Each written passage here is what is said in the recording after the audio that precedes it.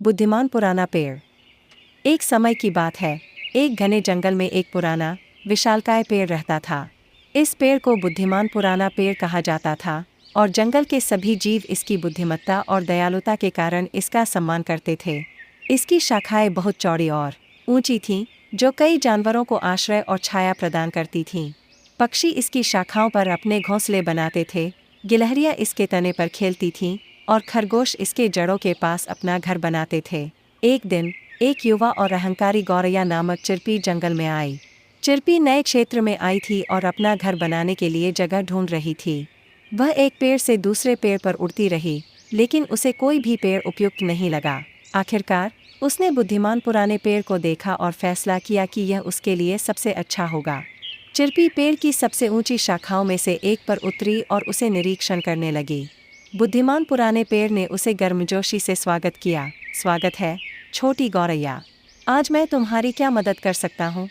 चिरपी ने अपने सीने को फुलाकर उत्तर दिया, मैं अपना घोंसला बनाने के लिए जगह ढूंढ रही हूँ और तुम्हारी शाखाएं उपयुक्त लगती हैं।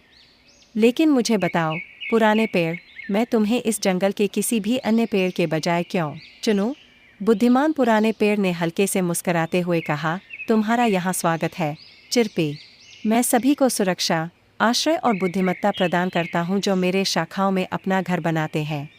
लेकिन याद रखो, एक घर सिर्फ पेड़ के बारे में नहीं है, यह उन सभी जीवों के बीच सामंजस्य और सम्मान के बारे में है जो यहाँ रहते हैं।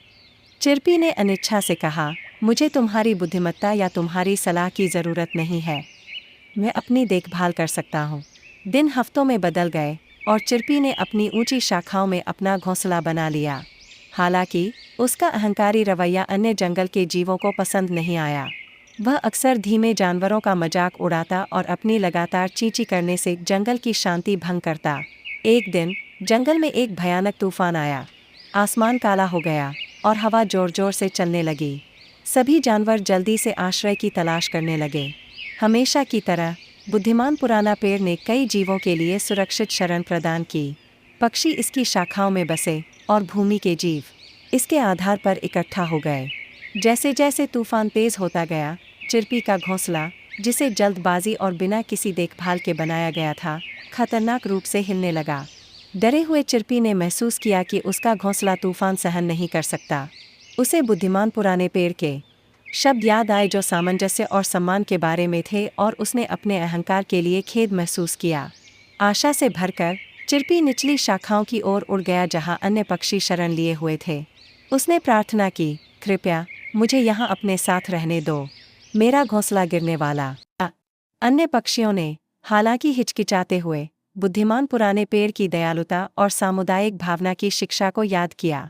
उन्होंने चिरपी के लिए जगह बनाई और वह उनके बीच में दुबक गया, उनके पंखों की गर्मी और मजबूत शाखाओं की सुरक्षा महसूस करते हुए। जब तूफान आखिरकार थम गया तो जंगल भीग गया था, लेकिन बुद्धिमान पुराना पेड़ मजबूती से खड़ा था, जिसने सभी को शरण दी थी। हालांकि चिरपी का घोंसला चला गया था, तूफानी हवाओं ने इसे उड़ा दिया था। नम्र और आभारी, चिरपी बुद्धिमान पुराने पेड़ के पास गया। मैं अपने अहंकार के लिए माफ़ी चाहता हूँ, उसने कहा। अब मुझे एहसास हुआ कि एक घर बनाने के लिए केवल शक्ति ही नहीं, बल्कि एक दूसरे की देखभाल और सम्मान भी जरूरी है। बुद्धिमान पुराने पेड़ ने सहमति में सिर हिलाया, उसकी पत्तियां धीरे धीरे सरसराई। यह अच्छा है कि तुमने यह सबक सीख लिया है, चिरपी।